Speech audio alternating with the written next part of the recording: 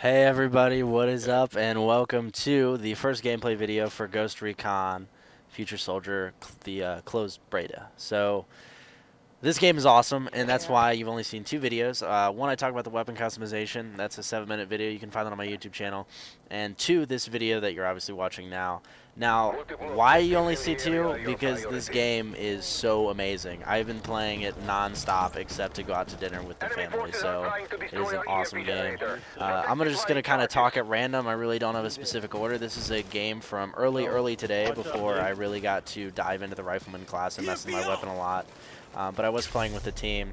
So you see it is a third-person shooter. That's kind of assumed. Also, you see the different augmented realities and HUD elements, the EMP grenades, your rifle and total ammunition count, and everything on your gun, too. Your recoil, your fire mode, and all of that pops up on your gun. So the augmented reality is actually really cool. You also see your teammates and their classes, which is built in very well. Now, the guns are awesome. They're all very powerful. They all work right. Snipers, two shots to the body dead, one shot to the head dead. Makes perfect sense. But they also aren't so easy to use. So bear with me. Now I am playing as the assault class. This is one of the three classes. As I previously stated, there's the sniper, there is the assault, which I'm playing now, and then there is the engineer. The assault is heavy armor. Light machine guns, and assault rifles. Also, has some camera and drone abilities and explosive abilities as well. So, that's the assault. The recon, the scout is kind of my new favorite. I've gotten my assault to level 10 out of 50, I think, and that's where I stopped at the assault for now. Now I'm going recon, and I'll try to do a video of that later this evening. However, the recon has this really cool ability called active camouflage, and active camouflage, whenever you're not moving, cloaks you. Now, you saw it when I went down there. Sometimes you won't be mortally wounded, and you'll actually go down, and you have the option to commit suicide, and normally it's like, why would you do that? Well, your opponent can come up to you and hack into your intel relay unless you kill yourself. This is kind of interesting. You can also stun people, as you see me equipping the stun gun here. But you can stun people with stun guns or a stun claymore, and then hack their intel. Now, this is a very dangerous thing because one, you lose your side, or you sacrifice your sidearm unless you have the stun claymore. The stun gun is a sidearm sacrifice. And what it basically does is you sit there, you hack your enemy for a little while, and then it takes all of their HUD information from their augmented reality system and it gives it to you and your team. So it'll show enemy locations all around him, anything within his field of view, his current objective counter, as well as other specific details. Now, at first I was a little skeptical on this. I was kind of like, you see me pull out the stun gun here trying to see if I can get someone coming around the corner. And I actually do get this guy here, or excuse me, not here, coming up here, try to at least. So I stun him. Now, if they're stunned, you can go up and hack the augmented reality thing. But this guy ended up capping me, so I really couldn't get him. That was kind of a missed stun gun. You see, it's kind of risky, and there's always a teammate around, so you want to pick off the guy that's normally kind of out there. My big thing to do is sneak up behind a sniper after I see him, just run around the entire map line, sneak up behind him, stun him, and take his intel. Because normally the snipers have the most intel, as they have the most view over the map. Awesome. The intel hacking is amazing. It's really risky, as I was talking about, but it gives you all these red outlines and HUD positions and stuff for you and your team, which is just awesome. You see, I'm actually going to come up here and try to stun this guy with some EMP grenades, but it does not do it justice. So I walk over here. But this game is just beautiful. There's two maps. This one's Pipeline. The other one is Mill. You'll probably see some Mill gameplay. Now, as far as the guns go, yes, you can customize the hell out of them. That I really talked about on my previous video with the weapon customization, where I actually dove into the customization system. While it is not Connect-enabled in the beta, it will be Connect-enabled, so I'll be sure to do a video of that when I release the full game. However, it's really in-depth. Gas system, bolt catch, trigger mechanism, barrel, piston. I mean, it's unbelievable how much you can do with this gun. It's like customizing a real rifle, almost, almost to the point where you could believe it, which is really cool. So you'll see me customizing my AK and my, you saw melee killer, that was pretty awesome. My AK and my ACR in that video. But anyway, back to the game you see here. the combat's great. I mean, I specifically love the run animation and all of the combat animations. You really feel like kind of an advanced soldier. How you grab the corner and push yourself out, and how you run with the weapon up in the air with your right arm. You can also notice that you can aim down sights and you can aim just third person. Now, aiming down sights does increase the accuracy a ton, especially if you're going for some headshots like I did just there. However, I prefer the third-person mode because it lets you engage multiple targets. Normally when you zoom in, you're not going to be able to really see unless you have a specific red dot scope. Now, most of the sights I've actually used are the red dot with the 4x magnification, which is basically like the holographic magnifications you see on many military rifles today and people that use the ACR, for example. It's a really popular sight with that. But, you know, you can equip a red dot sight too, and that'll kind of amp up your maneuverability with your rifle, but in the end, I still prefer to use just third person. As you can tell, the character models look extremely detailed. You can customize your character. You can customize their headgear, face gear, as well as some of their chest gear. And that's only in the beta. I know they said they would release more in the full game, which I'm really excited to see. But really good customization system. The weapons are just over the top. You can customize your sidearm, your primary weapon, your equipment. I mean, you can customize everything, which is fantastic. There's another one of the sprint animations. The one thing I do want to say about Ghost Recon is it's all about teamwork. You hear, normally in some of my videos, you really don't hear people talking, and that's because I don't bother recording it. But I do want to emphasize the point here that this is teamwork. You hear me and my 3 squad mates communicating constantly throughout this game. Without communication, you are screwed.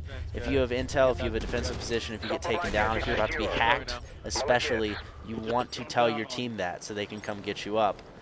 And if you don't do that, you're not going to win. If so, it means the other team's not coordinated either. If you have even 4 coordinated people going against 8 uncoordinated people who aren't talking at all, they can do a ton of damage to the enemy team even though they're outnumbered. So the modes we get in this game, currently they said they would release 2 modes. Now the one I'm playing right now is Conflict. Now Conflict is like kind of a Battlefield Conquest in the sense that you have different objectives and highlight different explosive attack and defense positions and stuff, which is really cool. Basically it changes the dynamic. What I think of it too is similar to Killzone. If you guys have played Killzone 3, Killzone's like I think it's Warzone mode, where you have random objectives based on, you know, who's attacking, who's doing teamwork, who's doing this, who's doing that, and they change throughout the game, so you're never going to play the same game. You notice above the mini-map there's 108 and 114. Since I'm playing as the Russian side, I have the 114. And basically you complete these objectives to get bonus points. And these bonus points end up determining your victory. So it's not actually based on kills or anything like that. Now, an interesting aspect to this is if you do stuff as a team, as your squad, you actually can potentially double the bonus points. So it does encourage some teamwork here. Basically, a team in this game can outpower almost anything else. The combat, you can see, this is in closed beta. I know the game comes out next month, but they haven't done any sort of testing with it. This is the first time we're actually getting to see it. The press, me, and some of the public players as well. Anyone who pre-ordered the game for, I think there were 7 or 8 days you could do it at GameStop, and they gave you code. But yeah, really cool. It's really first time we've seen the game, and it's extremely polished.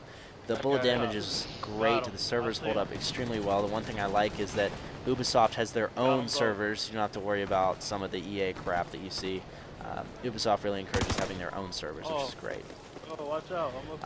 Now, you'll see here that I'm doing this cover system where you see the orange dot. This is the cover-to-cover system. Now, what this is a unique way to move from cover to cover without exposing yourself too much. You see I stood out there and just got nailed by that sniper.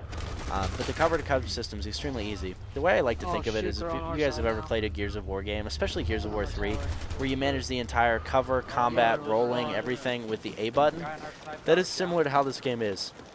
You're going to hold A to sprint, and as soon as you hit cover, these little orange reticules pop up, and depending on where you're aiming, they'll pop up on different sites. And you will hold A to sprint from cover to cover. This makes you move a ton faster and keeps you very, very concealed compared to just running around like this. That's the sprint you see there. Now, you keep seeing me throw these EMP grenades. What these EMP grenades do are they actually shock your opponents. Here, I try to data hack this guy, but we ended up killing him because he was already down. But what these EMP grenades do are stun your enemies. I missed the data hack there, and I pay for it. These EMP grenades stun your enemies and distort their entire field of vision because everything is set on the idea of this artificial reality. So they're pretty useful if you play them right, especially in some of these capture and control points.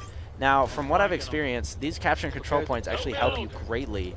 You will be at a severe disadvantage if you don't go after these objectives. For example, you see right now the objective is a resupply point. Now, while this isn't the most substantial objective, if you capture the resupply point, it'll give you ammo replenishment and grenade replenishment for your entire team on command, which is great. It really helps you out in the field and helps you stay more stagnant, right?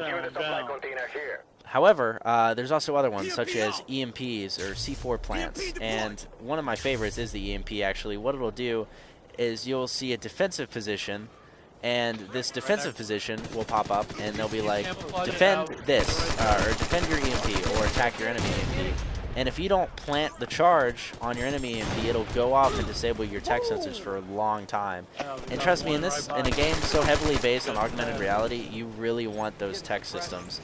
These tech systems help you out. They show you your ammo count. They show you everything, because it's all based off of an augmented reality. So the second you lose your augmented reality with an EMP blast, it's like playing an entire different game. So I like how they built that. So these conflict war zones are really unique in the idea that you secure and defend points, you attack and defend points, you defend points from attack, from C4 attack, and you also have VIPs. Now what will happen with the VIP scenario is the game master, so to speak, will plant a member with significant data. Now this data is being transferred from the battlefield to HQ, and basically you have to protect that HVT or attack that HVT to prevent the data from being transferred, or to obviously protect the data from being transferred, which is really cool.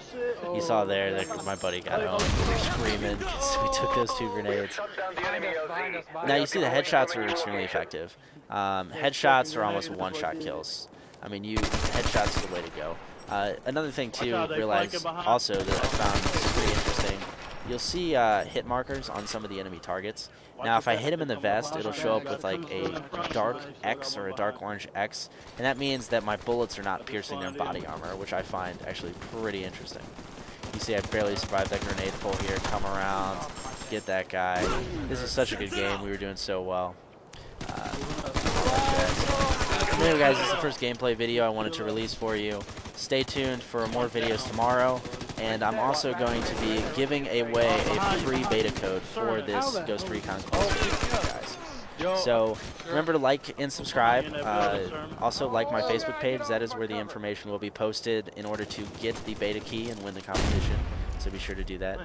And I hope you guys are enjoying this as much as I am. I know watching it is obviously not as cool as playing it, but I am enjoying the hell out of playing it. It is an amazing beta, and nothing other than that. I mean, I don't know how to state it. So we got a host migration here, and everything's swapped because we were destroying them.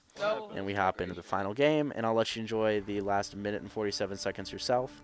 Please help me out by liking and subscribing. Stay tuned for more Ghost Recon content, and remember to check out my Facebook page, which will be linked in a second here, for all of your information on the beta. The beta giveaway, excuse me. Thanks, guys. Thanks for watching, and we'll see you next time. Peace. Okay, I'm back. What the hell happened?